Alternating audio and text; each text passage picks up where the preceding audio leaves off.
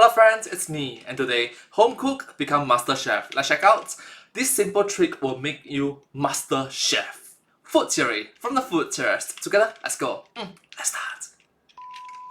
More than half of the people watching this video are making a huge mistake in the kitchen. And it's the reason why your eggs are sticking, the proteins you're cooking look sad, and your veggies are burning to a crisp while you try to scrape them off your pans in a cloud of black smoke. The alarm is going off, your dog won't stop barking at the alarm, and you're wondering why you even tried to cook in the first place. Good news is, science and your best bud Santi are here to help. Science!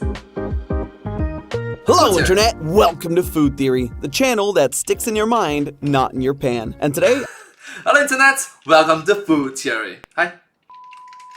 I'm gonna be totally honest, we're doing things a little differently. This episode is a bit of a selfish one. Not the traditional kind of episode we've done in the past, but something that I wanted to dive into in my journey on this wacky YouTube ride. And hopefully in the process, help you feel a little more comfortable in your own kitchen so that you're not approaching your stove like it's a grizzly bear. So today, we're gonna be taking a closer look at seasoning. No, not like salt and spice, though Tom being British could definitely stand to take a crash course on that. I'm talking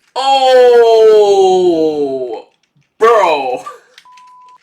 about seasoning your pan. And if you have no idea what I'm talking about, you may be destroying your own cookware right now. Not only am I going to break down exactly what I mean by seasoning and how to do it, but also experiment to see if it really makes that big of a difference in the first place. You see, I'm someone that's been cooking since I was a little jit. Partially out of necessity because my parents' cooking involved various levels of burnt, but also because it was just a fun, creative outlet for me. I never actually got the traditional training that some of my peers on the platform have gotten. Everything I learned was through a lot of trial and error, cookbooks, and videos on YouTube. Because of that, And that is practically everybody's experience. People make mistakes, people learn from their mistakes, and people pass on their mistake, and the lessons pass on to it. Now, the learning process is different from from people to people.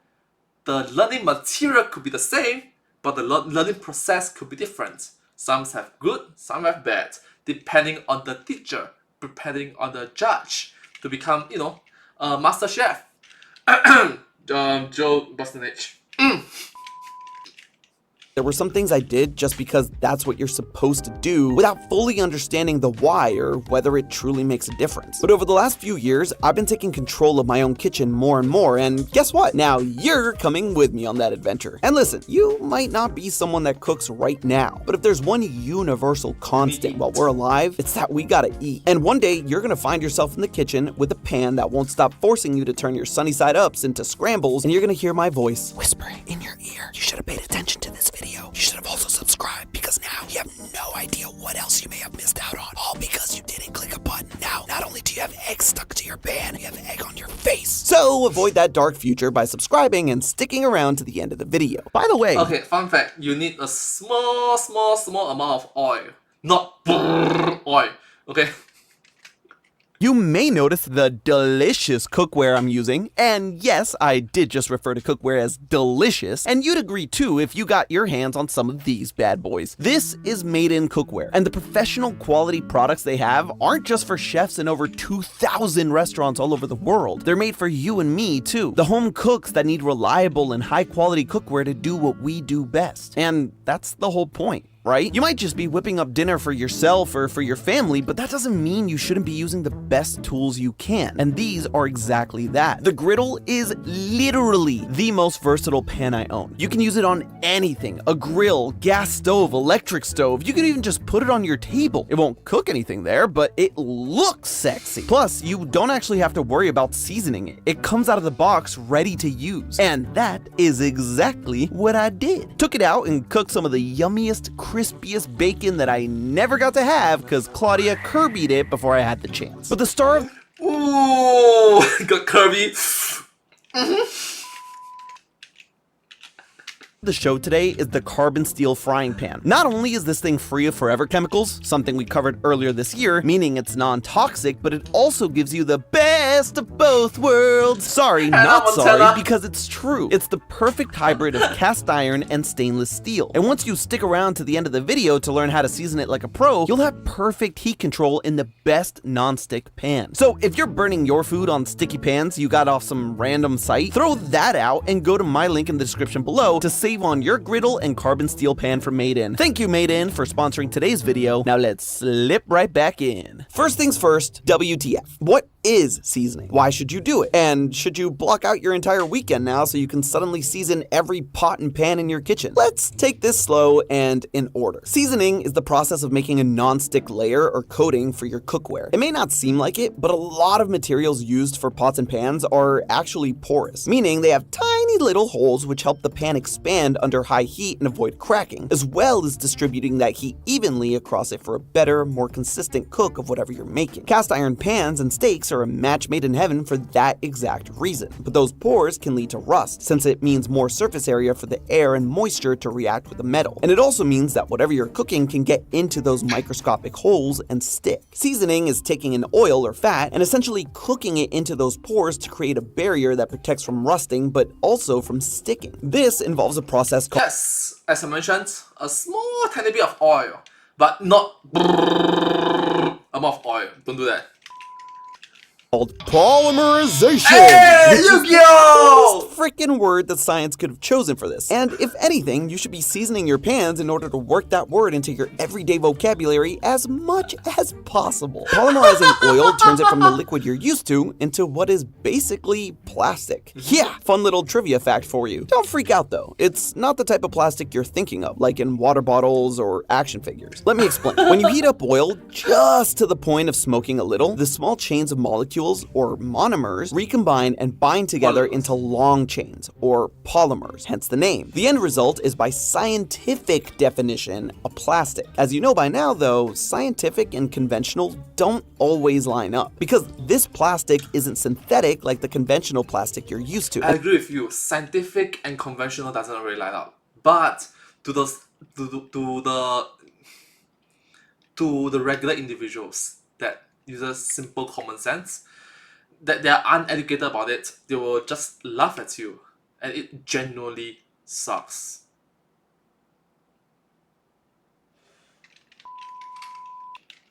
They won't melt under high heat, which is why it's perfect for pans. It also allows the food you're cooking to slip and slide all over the place. So in essence, seasoning is polymerizing oil to create a protective layer that prevents your pans from becoming gross and rusty and preventing food from sticking. Okay, woohoo, we've gotten our definition and the why down. Now let's settle what pans you should be seasoning to begin with. The most famous answer to this question is cast iron. That's the heavy-duty pan that your grandparents may have passed down to you that was passed down to them by their grandparents. But there's also carbon steel, which is a similar— Okay, but there's a downside to cast iron steel, okay?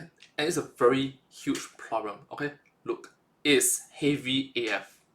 And when you are older and you try to cook for your own self or for your spouse, which is old as well, like I'm talking about 七老八十 lah, like elderly old, okay? You try to, hey, I'm gonna do something special for anniversary, our 40th anniversary, our 50th anniversary, just the two of us. You try to cook and you try to lift up with your old hands. It sucks. Oh! I know that it's because, well, I have elderly individuals who, like, they CMI. They genuinely CMI. They can, but they'll sweat a lot just trying to lift from here to here. Just trying to. Meanwhile, I can just do it simply with just like 2-3 fingers. I'm young. I also recognize that as I age older, cast iron pots is going to be a no-no for me. 当我7老80的时候, when I'm 70 years old, 80 years old and above, when I'm elderly, cast iron is a no-no for me. How do I clean it? How do I lift it up? It's going to be very heavy. Okay? iron carbon alloy to cast iron. In fact, it might be easier to say that if it's not stainless steel, you should probably season it. And honestly, even then, it's not like you can't. You just don't need to because they're not as porous as the other kinds. So if you did season your stainless steel pans, the film would just get washed away when you clean it, so you'd have to do it every single time you decided to cook. Let's be honest, that's way too much effort. That said, if you are a stainless steel superstar, upgrading a pan or two to cast iron or carbon steel might make cooking certain things easier and help them come out even yummier, so you should probably pay attention anyway. Now let's get... It might. But when you're doing it alone, that means no children, no grandchildren, no niece, no nephews, no grandnieces, no grandnephews, no neighbors around, no youngsters around, and you're an old individual. Cast iron, I don't think it's a choice to make because it's heavy. AF. To the real question. How do you do it, and does it make a difference? One is significantly easier to answer than the other. When it comes to the how, the important thing is to dry your pan. And I mean dry it. Not a quick little paper towel wipe and a oven. Bring your stove up to a medium heat and plop your pan down right there. Now, I have an electric stove. It's not ideal for this, but either way, make sure you're heating up the sides of the pan too. When it's drier than...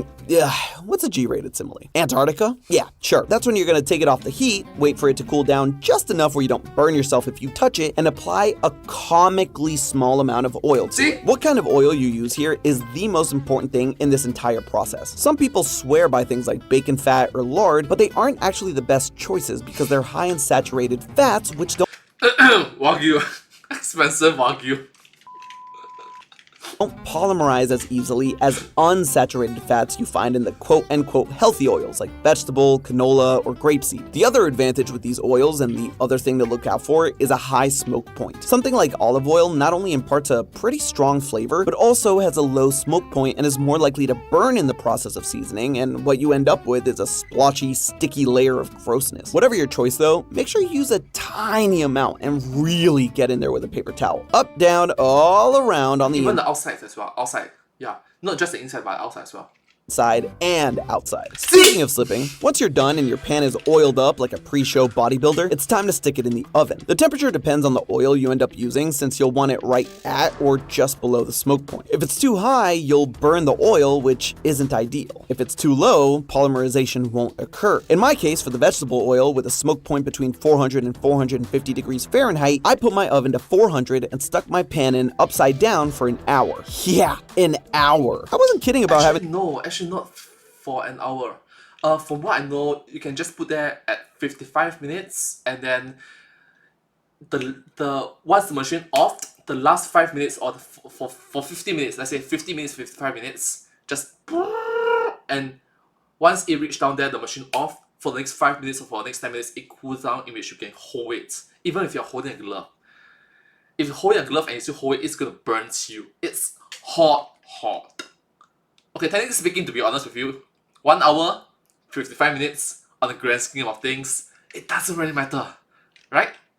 I'm not too sure, I'm so sorry. But on the grand scheme of things, it just literally doesn't matter. Maybe. I'm so sorry. To cancel your weekend plans if you needed to season all your pans. Once the hour passes and your pan cools down, you can take it out and redo the whole process as many times as you want. Newer pans might need 2 or 3 coatings. Older pans might just need 1 as a refresher. Honestly, it's as easy as that. It doesn't require any complicated culinary technique or anything, just some time and know-how. But we're not just here for instructions. We're here to see if any of this actually matters. So, as a test, we took a brand new, unseasoned pan from Made In and cooked an egg in it, since it is the stickiest substance we can make to push the limits, and then planned to season the pan and compare. Now, I'm gonna be real, what I'm about to tell you may come off as shilly, but it is the honest truth, and frankly, was infuriating. The Made In pan was so good out the box that the egg just slid around like nobody else's business. But, turns out this Made In pan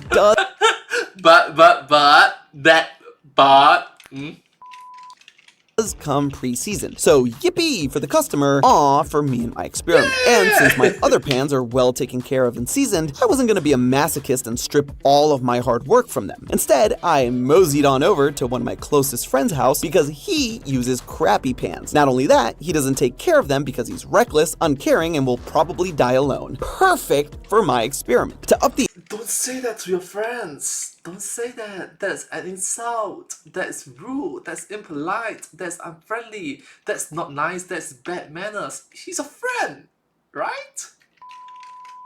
Auntie, we added a steak to the menu to test not just the non-stick part of the coating, but also see if it does help with an even cook. Now, this thing was in bad shape, which meant round 1 with the egg did not go well. It stuck in more ways than should be physically possible. The steak, on the other hand, didn't seem too bad, though it was obvious because of the unevenness of the pan that it didn't get the best contact, and that leads to a suboptimal color and sear. Seasoning this bad boy took a lot of TLC. The good news is he does have a gas stove, so for some heavy-duty seasoning, I did 1 coat using the gas stove for a bit of a quicker application before moving on to a second coat in the oven. Once the hour passed and my arms recovered from the scrubbing I had to do, it was time for the moment of truth. And honestly, the difference was astounding. Sure, it wasn't sliding around and flipping like with my maiden pan, but this pan was in dreadful condition to start with. I cannot stress enough my wonderful friend's lack of respect towards his own cookware. So the fact that I didn't have to just make it a scrambled egg is an absolute win in my book. As for the steak, you could also see that the color and sear was a lot more even across the board. And it's not just a surface level difference. It means that the interior of the steak will cook more evenly as well. So it turns out that age-old techniques prevail here. Seasoning your pans can seriously make the difference between cracking way more eggs than you'd like for a perfect sunny side up breakfast and a one and done wakey eggs and bakey. Truthfully, it made a huge difference for me once I started to take my cookware care more seriously. And seeing the side-to-side comparison after this experiment only cemented that for me. And the more you use the pans, the better the seasoning will become over time. And the more you use your pans, the more seasoned you'll become as a cook over time too. The real seasoning is the skills you pick up along the way. But hey, that's just a theory. A food theory. Bon appetit. Well, thank you so much. Hope you enjoyed and hope to see my next video. That's right. Thank you. I'll see the meme in the back. Me trying to listen to Sizzle ASMR, but you forgot to put the oil in the pan. Oh! Oh!